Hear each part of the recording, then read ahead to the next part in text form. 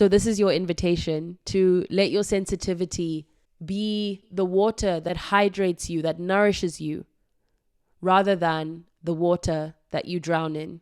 Hello, sunshine, and welcome back to Paradigm Shift with Ayandastood, a place where we reframe what is and reimagine what could be. I hope you enjoy today's episode. Let's paradigm shift together. Something that I've been so desperate to talk to you about is the paradox of being sensitive, especially as it relates to being an artist or a creative, or to creating and allowing yourself to see yourself reflected in the identity of being creative. Because so often, if you're not earning money for something, or if someone else hasn't called you something, you feel a lot of insecurity defining yourself as that. But this is your sign. You are creative. You should fully take ownership of that identity if it speaks to you. When it comes to the paradox of sensitivity, let's first talk about what a paradox is. Okay, so a paradox is a seemingly self-contradictory or illogical statement that at closer assessment turns out to reveal a deeper truth. So if I say to you something like, the silence was so loud, that's a complete contradiction. How can silence be loud? And yet on an intuitive level, you know that poetic expression is revealing something more true than saying the silence was very silent. You know what I mean? So it's almost like in creating this contrast and this tension, you reveal a deeper truth about the nature of the thing itself. What I love about paradoxes, I actually was able to take a class on paradoxes in my undergrad degree when I studied philosophy, is how they reveal that our relationship to reality seemingly does not fully capture what reality is, because language is a device that we use to refer to and speak about reality, but language cannot capture all of reality. And I think that's what the paradox shows us, because if this concept we've called silent can also be loud, then there's something we fail to capture in the concept that we have named silent. Do you know what I mean? Perhaps we fail to capture the social context in which the silence exists in that word. Perhaps we fail to capture how the silence contrasts to whatever came before it. Like if something very dramatic was said, then the silence will become loud. So I love that in Alan Watts's book, The Wisdom of Insecurity, he speaks about how it's like language will never fully capture the reality, the richness of what actually happens in the universe. Even as I'm communicating these words to you, or if I claim to know something, we know that our knowledge of the universe, of reality, we can't even begin to comprehend what's really going on. You know what I mean? And so I think that's something that is really, really fascinating about the human experience is we need language, and we communicate through language, and we perceive the world through language. And yet so often there are implicit contradictions or tensions and instabilities within our language that, if we take seriously, actually reveal something even more profoundly true. And I think that is so sexy and delicious and wonderful. So what I want to talk about today is the paradox of being sensitive, specifically when it comes to being creative. Because how is it that the same set of energies and capabilities and sentiments towards the world, your being in the world as a sensitive person, you're so attuned, you are a deep feeler, a deep thinker, you feel everything so deeply, you know what I mean? And you are very in tune with your environment. That surely would make for an amazing and wonderful and just sensational artist. And yet that same sensibility is what makes the thought of other people's judgment and failing and criticism and being subjected to, disappointing yourself and others, makes that existential reality so severe in your mind. Like you feel it. You feel the weight of possibilities that have not even occurred. And you feel like what it would feel like to be rejected by the collective, to be judged by your friends, to be labeled by your family. It's like, oh no, I cannot do that. I cannot step out of my role that I've been fulfilling my whole life. I cannot allow myself to play with this part of me that I know is there, because I know I'm going to feel it so deeply when it goes wrong, if it goes wrong, obviously. And I have grappled with this so much, like the same thing that makes you just, when someone's facial expression changes a little bit, babe, you're like, wow, their face just changed. I wonder why. You're curious. You know what I mean? You're in tune. That same thing is what makes you so in tune with the consequences of being creative in the world. So I have all these ideas. I'm so scared of sharing. You be like, girl, you be sharing your ideas. I have more. I have more, but I'm so scared of being ridiculed. I'm so scared of being judged. I'm so scared of being criticized. And the reality of those possibilities, because I'm also a human, and as a sensitive person, I can empathize. I've criticized people. I've judged people. I mean, I'm not hating on people in the comment section, but I felt that sense of, oh, you're wrong. Or it's like the idea, I read this, oh my word. My mind is firing on all cylinders. She's in the zone. Okay, so there's this idea that when you get a critical thought of someone, what you should say in your mind is, just like me. This is a very powerful tool, babe.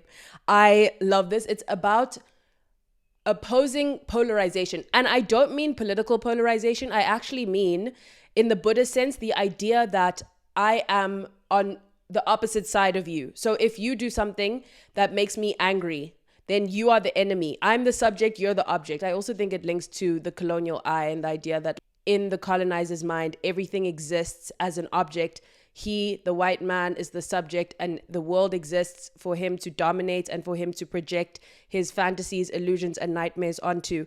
And I just think that must be connected to how we've been taught to conceive of selfhood and personhood. This deeply fascinates me, and I want to investigate it further. But essentially, polarization is also the idea that we are each other's enemies. Please be careful, because I don't want to add to the conversation on how we're so polarized and the left and the right, because honestly, of course, nations are not meant to exist. So of course you cannot unite millions of people under a cohesive idea, because we used to live in groups of 100. And even then there was, disagreement. So the idea that you would have millions of people all believing in the same thing, it's just ridiculous. Nations shouldn't exist, and they're all colonial projects, and that's why there's so much division within them, because we were never meant to relate to so many people in terms of how we should live and how we should rule our lives. Anyways, so moving on and continuing, the Just Like Me tool. This is from Pima Kodran. I learned this in her book, Welcome the Unwelcome, Sexy, Wonderful, Special. And what she says is that when you get a polarizing thought, ugh, how dare they be so disappointing, you say, just like me. And it brings you closer to the other, babe. If someone does something embarrassing and you're like, oh my word, that's embarrassing. Oh, just like me. And then you connect to that part of you that's too ashamed to put yourself in a position where you might be embarrassed. And I do this so much now when I'm like, why would you say that? Obviously, I don't mean if they're spewing hate or supporting genocide or anything like that. But when I feel that sense of polarization within me, that you are my opponent. I am me and you are you, instead of we are interconnected being. We are interconnected consciousness. What I reject in you is what I have rejected in myself. And there are nuances here, but I think you're capturing what I'm throwing to you. I think you are receiving it in your soul. I think it's sinking in, it's seeping in.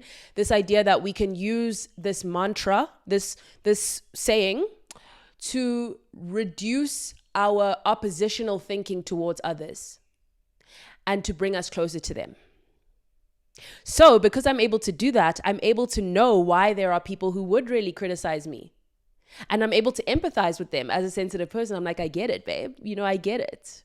Even though it would hurt me. So then I create this whole reality that hasn't existed. And that evidence is contrary to the fact, as in, people have shown me so much love and light and support. Oh, I don't like the equation of light with goodness, because soil literally allows for there to be earth. Actually, it's like the conjunction. It's the soil and the sun. It's like you need the night to sleep, but you need the day to do your activities and be in community with others. So it's actually the interplay between darkness and light that allows for life. And yet because of, again, I think the colonial imagination, the puritanical Christian imagination, the idea of light being good, illuminating, enlightening, and then that's been used in the beauty context as well. Oh my goodness.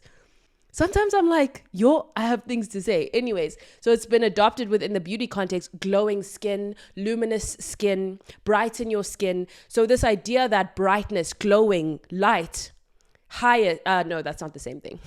One of these things is not like the other, but that's another thing that's more on the sense of hierarchical language, higher is better, your highest self, your highest expression. like as in you're closer to the divine, you're closer to God.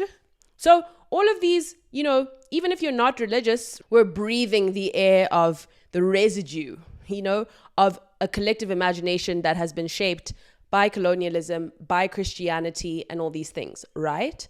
So, I feel possessed. I'm narrating my experience as I'm having it. That's also special. So back to the topic of the conversation, which is this. Because I am sensitive, I'm in tune with what can go wrong emotionally for me if I honor my art. And so the same thing that helps me create art is the same thing that makes me very terrified of creating art. Not only of sharing it, but also of creating it itself because of that intuition. And I want to read this to you from a book because, over here, I love to bring you wisdoms, from others. I love to just let you know that I take your consciousness very seriously. And I want you to have the best of what I have accessed, and looked for in the world of knowing, and that deeper knowing where you just have that paradigm shifting moment, that aha moment, that magical insight. I live for those moments, babe. I live for them. Like if you could package that and let me not say that. Let me read this to you because I love to read to you. It's just so precious.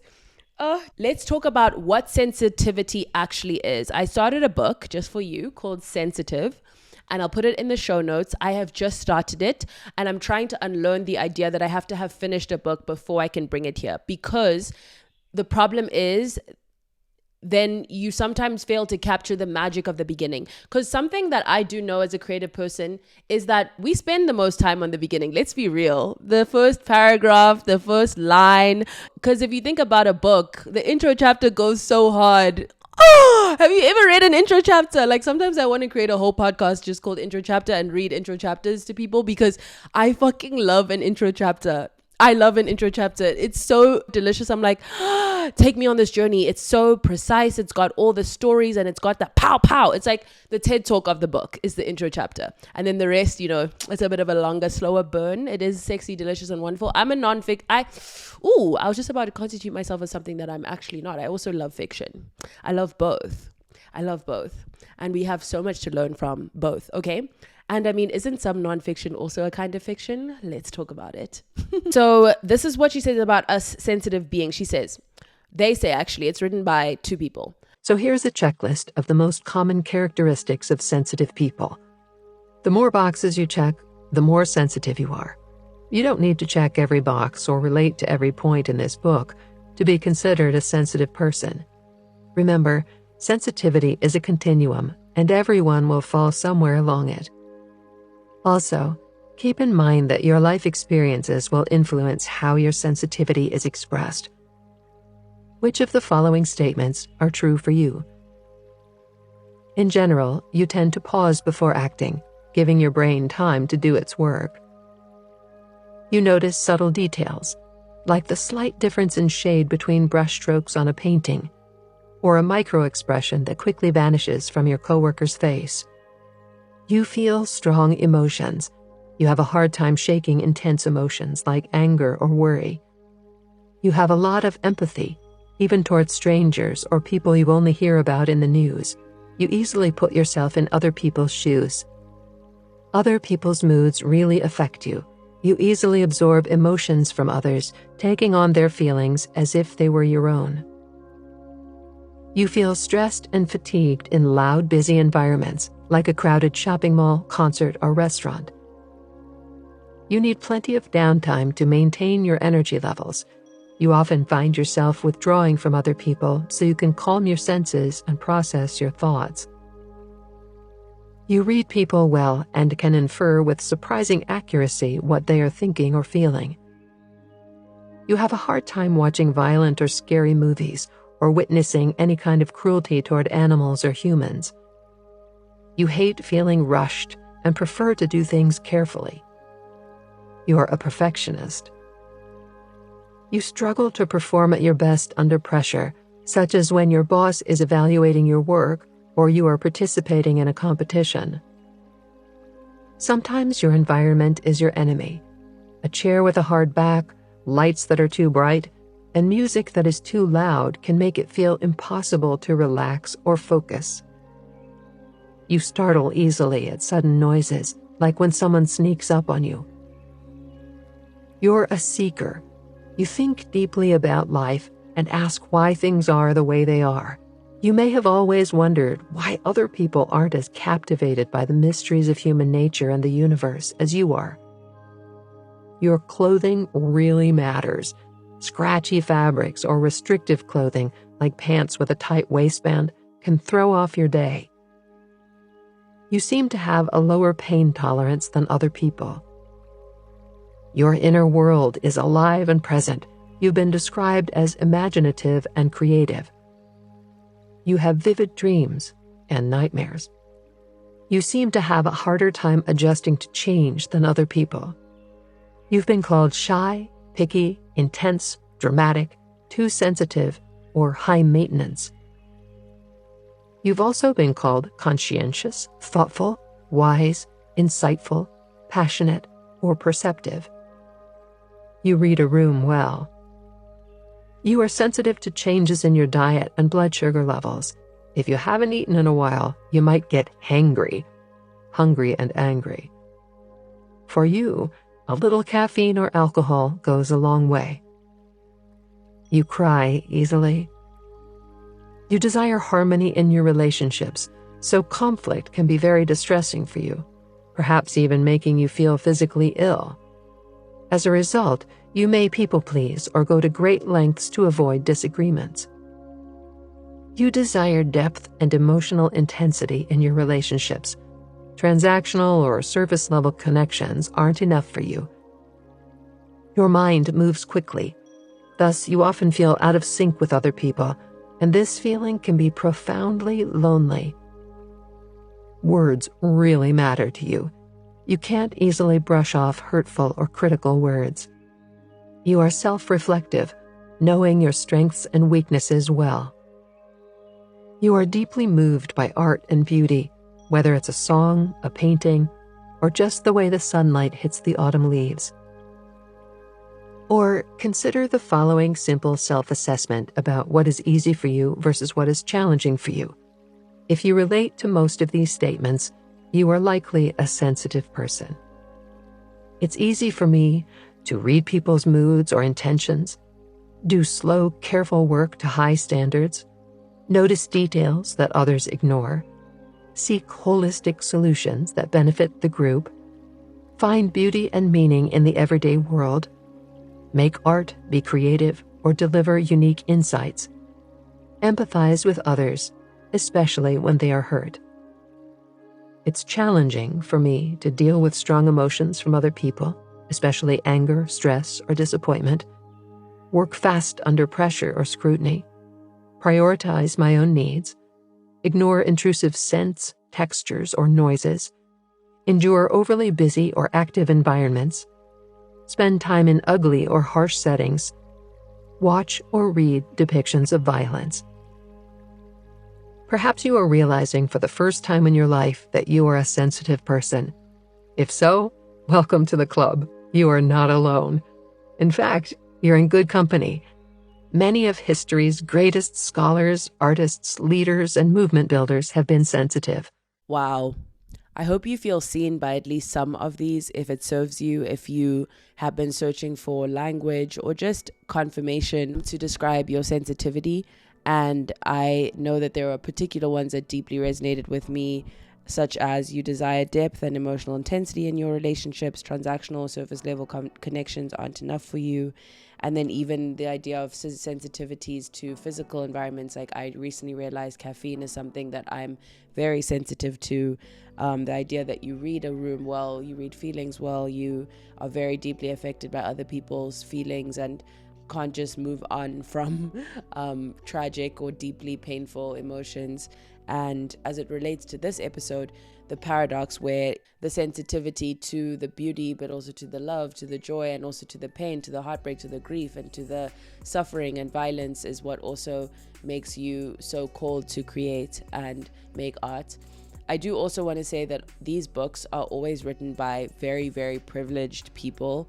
and in this case, privileged like white scholars who I think you can obviously hear in the language around like you find it difficult to spend time in harsh or ugly settings, and the idea that you're just spending time there, and then what is an ugly setting, and how kind of coded that is in elitist view and a classist view.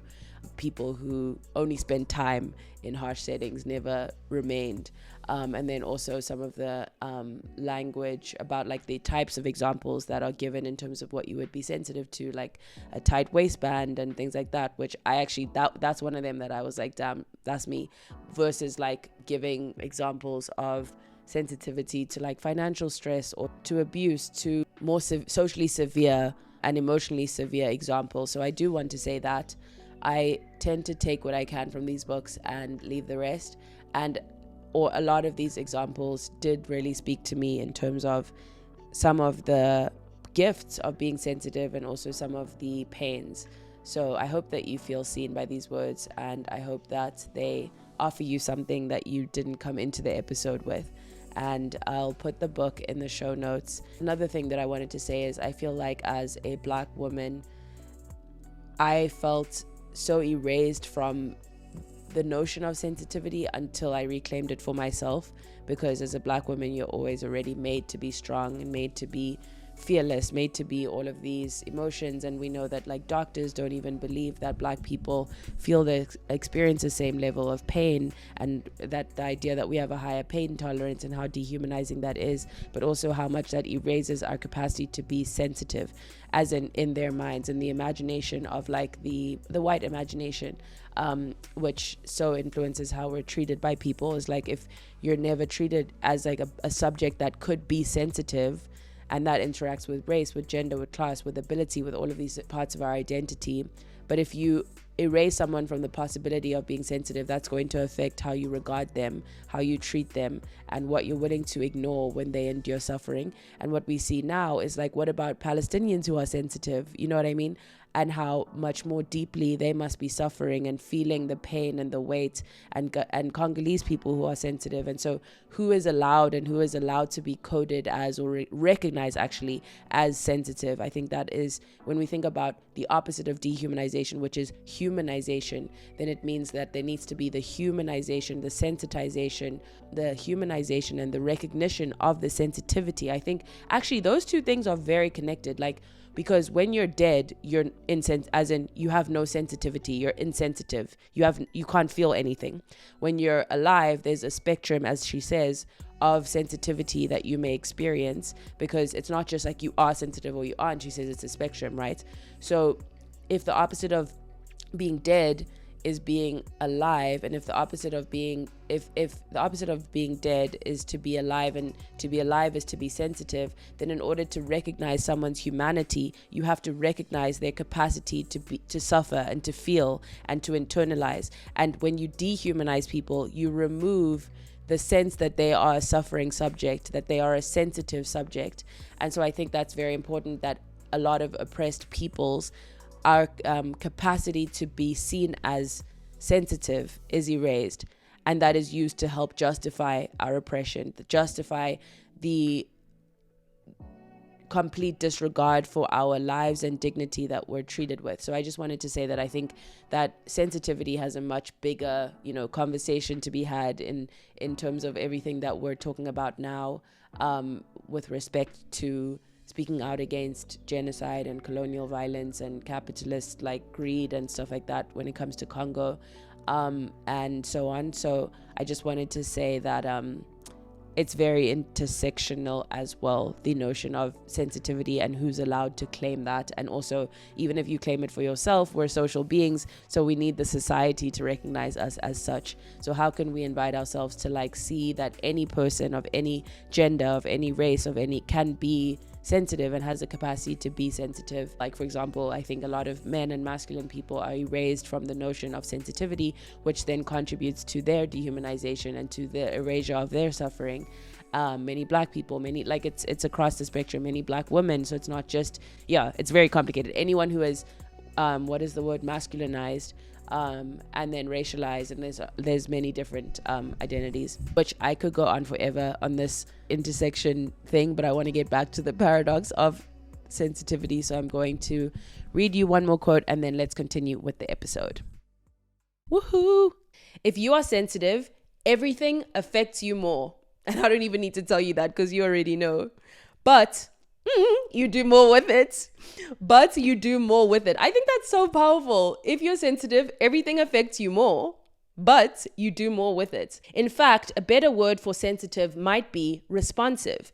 If you are a sensitive person, your body and mind respond more to the world around you. And this is why it's such a form of gaslighting to be like, you're overreacting, you're too sensitive. Why are you so sensitive? And in this moment, that kind of language is being weaponized to literally legitimize and justify and ignore and erase the literal genocidal violence that's happening. So now you become the subject that is too sensitive, overreacting. Well, who is who is that calibrated against?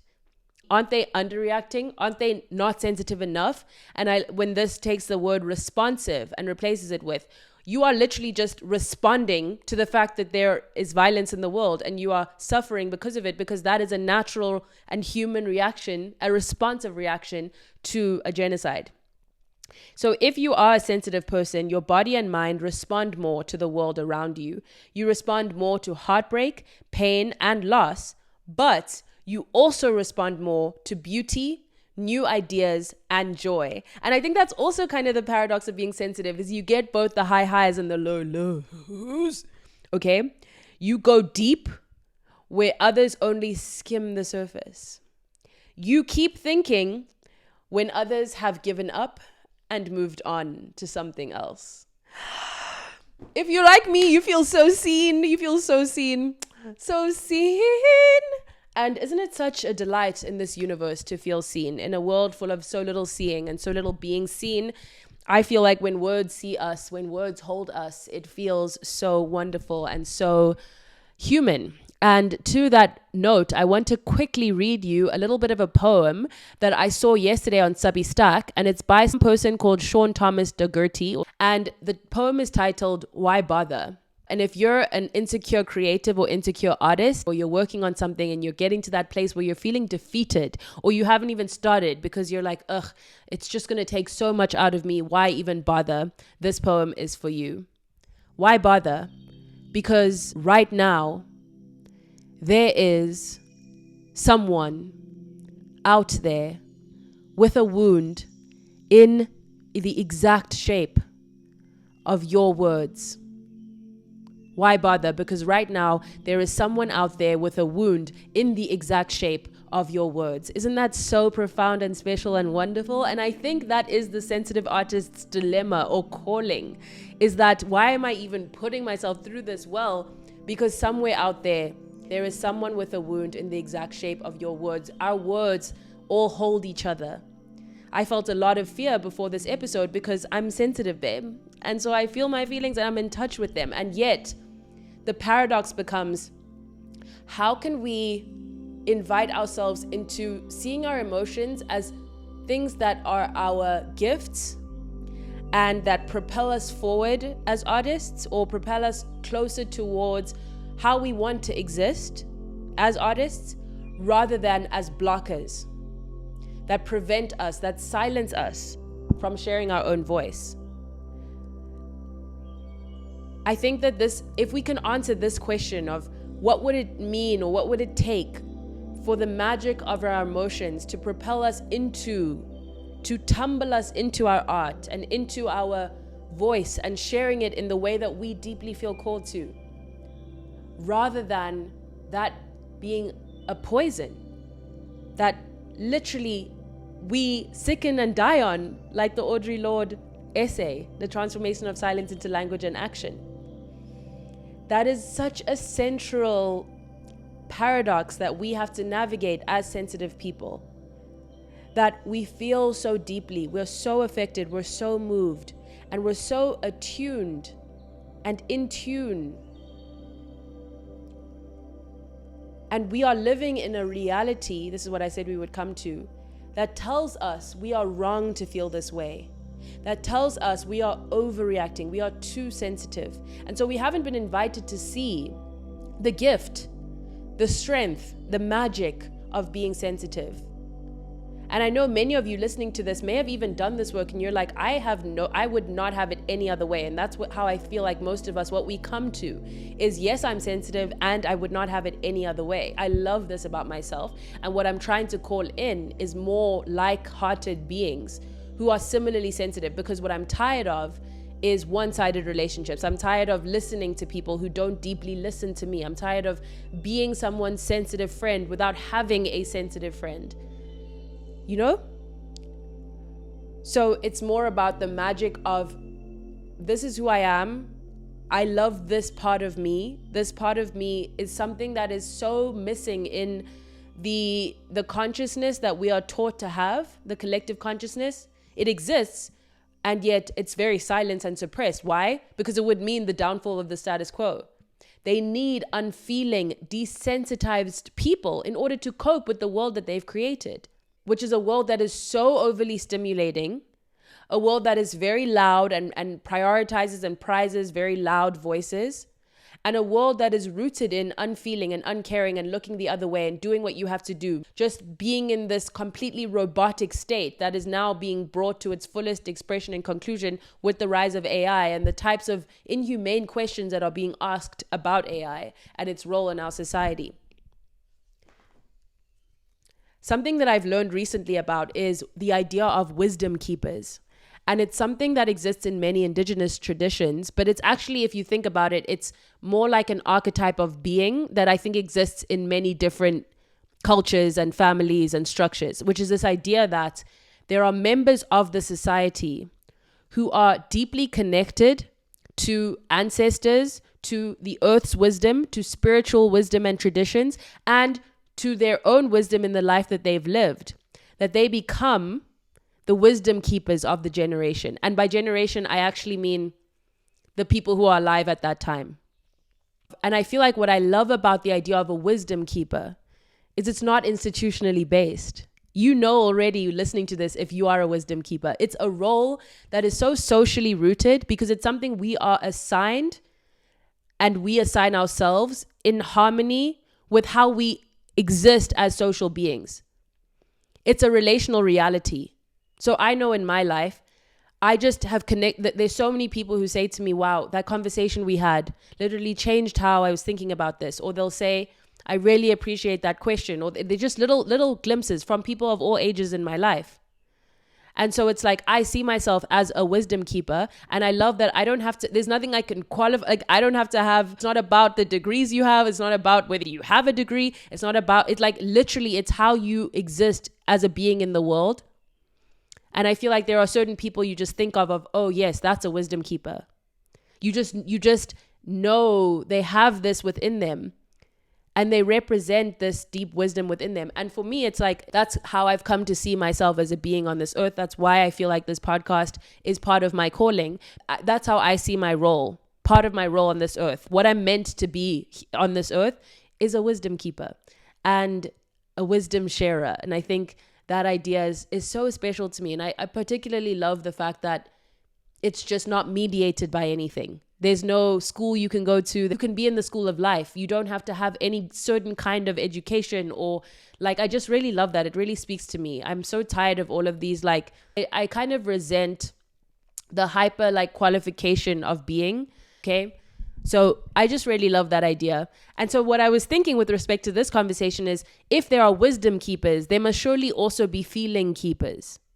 There must be beings in the collective who carry the emotional, that carry the emotional reality of the collective. And unfortunately, they carry a burden because most of the collective is so desensitized and often made to be that it becomes this pressing weight on the shoulders of the feeling keepers. And the feeling keepers, it's like if 2,000 years from now, if they were to interview someone from this time about what was happening, what did people think? How did you feel? How did people feel? You would want to speak to a feelings keeper, you know, someone who was deeply in tune with themselves at that time, with their feelings, with their emotions, and with the feelings and emotions of the collective. You wouldn't want to speak to someone who was like, oh no, everything was fine. Nothing to see. Like, oh, I just kept going to work. It was kind of on my Instagram, but like I just kept, you would want someone who deeply could speak to the reality of the time. And that deep wisdom, that deep feeling is crucial to our survival today and to us piercing through into a new world that's not rooted in crushing people's feelings and crushing people's sensitivity. Because so often the people who are no longer sensitive or who are not sensitive, it's not because they just like in their wildest dreams would never be sensitive. It's because they've been demonized for it. It's because it's been squashed out of them. It's because it's been, we're all trying to survive. And so I think many people have not been allowed to safely be in their emotions since childhood.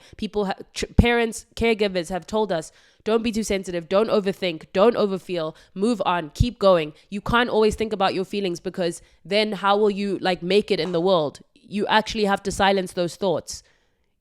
Mind management, control, don't be weak. That consciousness is killing this planet and us, and it needs to shift. So I think that's really amazing and important.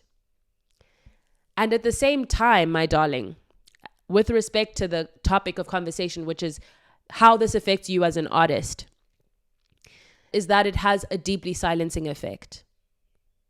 It stops you from sharing your voice. So what I believe is like the paradox is also like, we need our artists to feel encouraged to make art and to share it if they want to. Because I love that Tony Cade Bambara quote, which is, the artist's job is to make the revolution irresistible. And I think about that so often. Isn't that such a profound quote? I literally get chills. The artist's role is to make the revolution irresistible. And then when all of us sensitive people are too scared of our own ideas and too scared of being judged and too scared of taking that step, and we haven't been taught, okay, babe, how do I work in the face of fear? Because trust me, I'm terrified and I'm always going to be terrified. I just don't see a day but before this episode, for days even sometimes. And today I was thinking, oh my word, another one. And then I got going and it was like, yes, but if we leave art making to the ones who have no fear, who's the kind of person who's going to make art? If we leave art making to the confident ones, who's going to make art? And you can already see it in the collective and in fame and in, all of these things. And it's so tied to, we need people who are willing to show up and say, okay, there is fear. There is fear of judgment, of criticism. There's resistance. There is shame. I'm not good enough. I'm not worthy. Who am I to be doing this? I'm too old. I'm too young. I'm too ugly. I'm too poor. I'm too anything the society has told me I don't deserve to be in this position. But I'm going to say the fear is here. The shame is here. But it's a wave. And I'm the ocean. You know what I mean? It's a wave. We sometimes get so consumed by the overwhelm, the perfectionism, the fear. We don't know how to say, this isn't the ocean.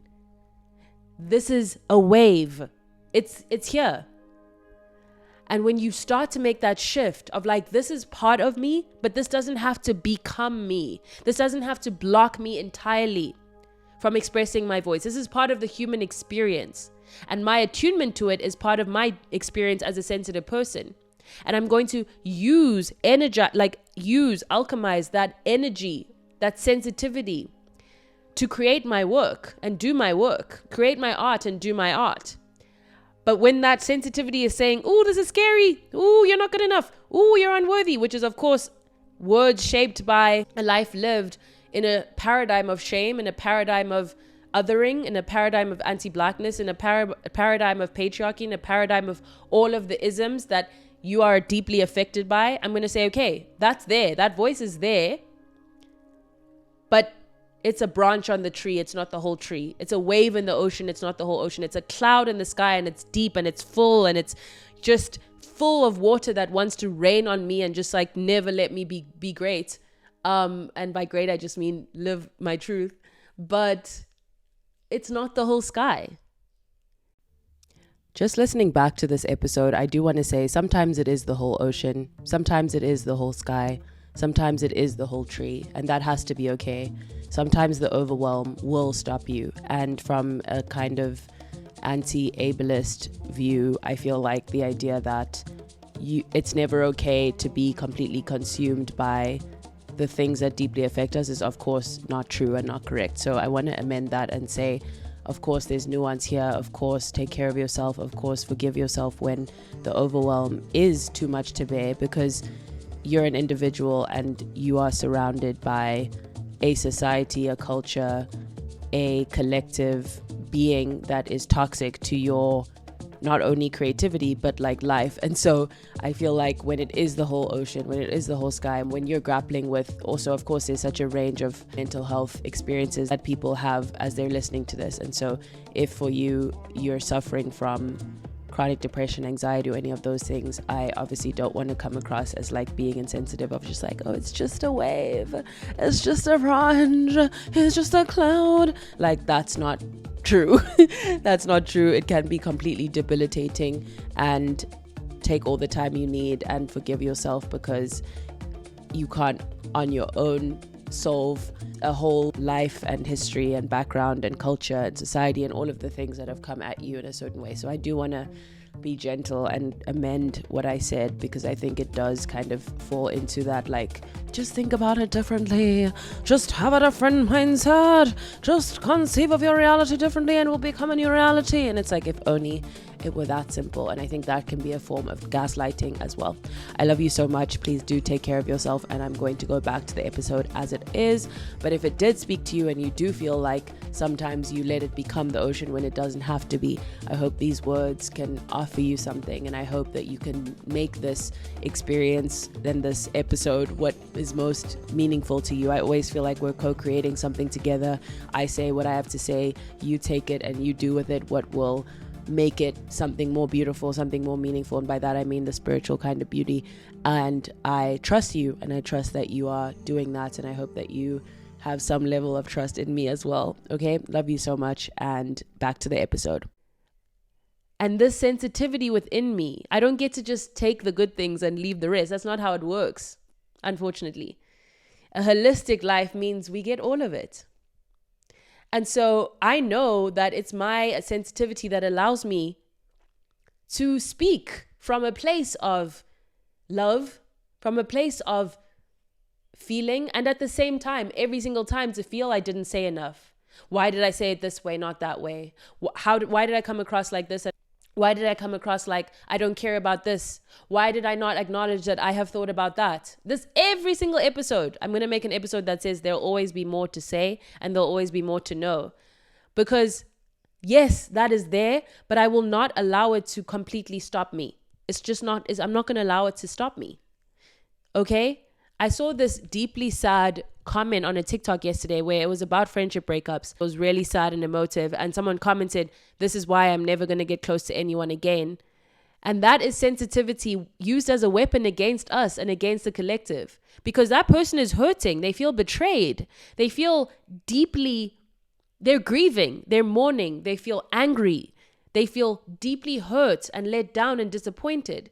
And instead of alchemizing that energy into how can I take the lessons I learned from this relationship, deeply grieve it, grieve the future we were supposed to have as best friends, grieve the past and the memories that will continue to come up, and the songs that will remind me of them, and the movies that will remind me of them, and the experiences I wish we had had. And how can I say I'm not going to let this close me off? I'm actually going to tap even deeper into the wisdom of my sensitivity. So in relationships as well, sometimes we let our sensitivity be a blocker towards connection instead of expanding it, because we're so attuned to how much people can hurt us that sometimes we then block ourselves off from the position of being able to be hurt, which is what that person was doing, saying, I'm just never going to put myself in a position to hurt again. And we hear this all the time. I'll never love again. I'll never trust again. And I understand where that comes from, and I don't want to diminish how painful an experience had to have been for you to not literally believe in love, which is love is the ultimate reality. And love is an abundant potential that exists on this earth. I know it doesn't feel that way because society hasn't been structured in that way. But Love is something that is always going to be available for us to tap into as an energy, as a reality, as a way of moving through the world. And so just as sensitive artists, we cannot let our sensitivity stop us from arting, from creating. And we can't let all the negative emotions that come up become the full experience of our art. We similarly, in our relationships, need to learn when our sensitivity is actually being used as a weapon against us and against each other. So this can also come up in the form of things like resentment and anger and fear. Like, all of these things are things that we feel. But sensitivity doesn't only mean like sensitive to love and to, pain and grief and heartbreak. It also means anger. It also means holding grudges. It also means being resentful and holding on to bitterness. It also means envy. Oh my word. I have to do an episode on that. I keep telling you how envy has plagued me in my life, but how I've learned what envy is actually trying to say to me. And it's been very life-changing. So we also need to be creative in how we approach our emotions and never let our sensitivity block us from connection. And connection looks like relationships, but connection also looks like our creations. That's connection. Connection with ourselves. Even if you create for yourself, obviously I come from a specific orientation, which is like sharing things, but you don't have to share everything you create. You don't have to share anything you create, but you deserve to create in spite of the fear, in spite of the doubt, in spite of the resistance, in spite of the feelings of shame and avoidance, and I'm not good enough and I'm not perfect enough and this could be so much better. Oh, this was so much better in my imagination. Oh, my standards are so much higher than my capabilities and my talent, and when will this gap close? And it's just terrible to be a beginner and this is so embarrassing. Shifting that emotional wisdom into something more loving. I want to end this episode with a quote from Rick Ruben's book. The book is called The Creative Act. The chapter is called Self-Doubt. And I was feeling that, so I went and listened to that chapter again, and all of this came up. And it was so funny because I was like, oh my word, is this where I learned this idea from? The idea of like the paradox of being sensitive. But then I really think we pretend like there's this ownership of ideas. It's a very also colonial understanding of like property and ownership. And I came up with this idea. Like, no, you know what I mean? We're all coming up with ideas because we're all going through a human experience. And then some people are writing books about it and making a TikTok about it. But how often in the comment section do we see, oh my word, I've thought about this for so long. It doesn't mean that creator came up with the idea. It's like we're breathing air and we're saying, oh no, this is my air. This is my air because I breathed it. We're all breathing air. We co-own the air, and ideas are in nature. And ideas, I think the manifestation of ideas is something that is very unique to the being, but the idea itself, the source of the idea, I feel like we're all tapped into a source. That's what I believe. And the book speaks about this as well. So let's listen to Rick Ruben, and I'm going to play a clip for you from his book. The people who choose to do art are many times the most vulnerable. There are singers considered among the best in the world who can't bring themselves to listen to their own voice. And these are not rare exceptions. Many artists in different arenas have similar issues. The sensitivity that allows them to make art is the same vulnerability that makes them more tender to being judged. Still, many continue to share their work and risk criticism in spite of this. It's as if they have no other choice. Being an artist is who they are, and they're made whole through self-expression. If a creator is so afraid of judgment that they're unable to move forward, it might be that their desire to share the work isn't as strong as their desire to protect themselves. Perhaps art isn't their role. Their temperament might serve a different pursuit. This path is not for everyone. Adversity is part of the process. We're not obligated to follow this calling because we have a talent or skill. It's worth remembering that we are blessed to get to create. It's a privilege. We're choosing it. We're not being ordered to do this. If we'd rather not do it, let's not do it. Some successful artists are deeply insecure, self-sabotaging, struggling with addiction, or facing other obstacles to making and sharing their work. An unhealthy self-image or hardship in life can fuel great art. creating a deep well of insight and emotion for an artist to draw from. They can also get in the way of the artist being able to make many things over a long period of time. People who are particularly challenged in this sense generally can't produce creative work over and over again. This isn't because they're not artistically capable, but because they were only able to break through their own issues one or two times and share great work. One of the reasons so many great artists die of overdoses early in their lives is because they're using drugs to numb a very painful existence. The reason it's painful is the reason they become artists in the first place. Their incredible sensitivity. If you see tremendous beauty or tremendous pain where other people see little or nothing at all, you're confronted with big feelings all the time. These emotions can be confusing and overwhelming. When those around you don't see what you see and feel what you feel, this can lead to a sense of isolation and a general feeling of not belonging, of otherness. These charged emotions, powerful when expressed in the work, are the same dark clouds that beg to be numbed to allow sleep or to get out of bed and face the day in the morning. It's a blessing and a curse.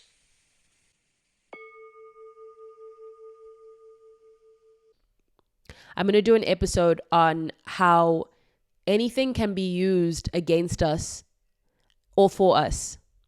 So a knife, for example, a knife can be used to cut fruit or bread and share between friends. A knife can be used to offer a piece of art to someone, if you've carved it out of something. But it can also be used, as you know, to harm, to kill, to violate. A stone or a rock can be used to make a piece of art that can be given as an offering to your beloved. It can be used as a reprieve from a long walk with friends. You could sit down on the rock and say, oof, I'm so tired. Thank goodness for this rock for being here in front of me. Or it can be used to persecute, to harm, to abuse. And so how can we think of our sensitivity in a similar way? It can be used for us to demonize ourselves. You're not good enough. You're going to disappoint so many people if you do this. Everyone's going to be so rattled by you stepping into this version of yourself they've never seen before. And so you can't do that. You can't bring that up for them. You can't have that difficult conversation because it's just going to bring up so much shame for you. So don't have the conversation at all. Avoid it. Or it can be used as, wow, I felt so in tune today.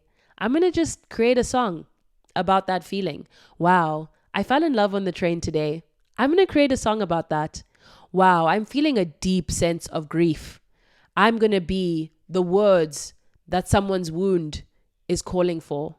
Wow, I'm so angry that I have to live in complete misalignment with my values by continuing as if everything is normal, when I'm literally processing videos and images of literal genocide and abuse and harm and violence and suffering against my siblings, Congolese people, Palestinian people, Sudanese people.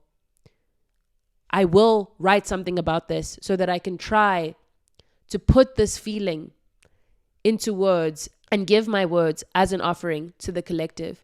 And in so doing, I'm going to attract like-hearted people to my universe. And maybe we could even form a community together. So this is your invitation to let your sensitivity be the water that you drink, that hydrates you, that nourishes you, rather than the water that you drown in. I love you so much, and I'm sending you all my love. Goodbye. I hope some paradigms have been shifted for you in today's conversation. As always, if you can, please leave a 5-star rating on Apple and Spotify. Like, comment, subscribe. I love you so, so much. Okay? I love you. Join me on my Substack. Links in the comment section. Go there. Okay? Love you so much. Love you. Bye.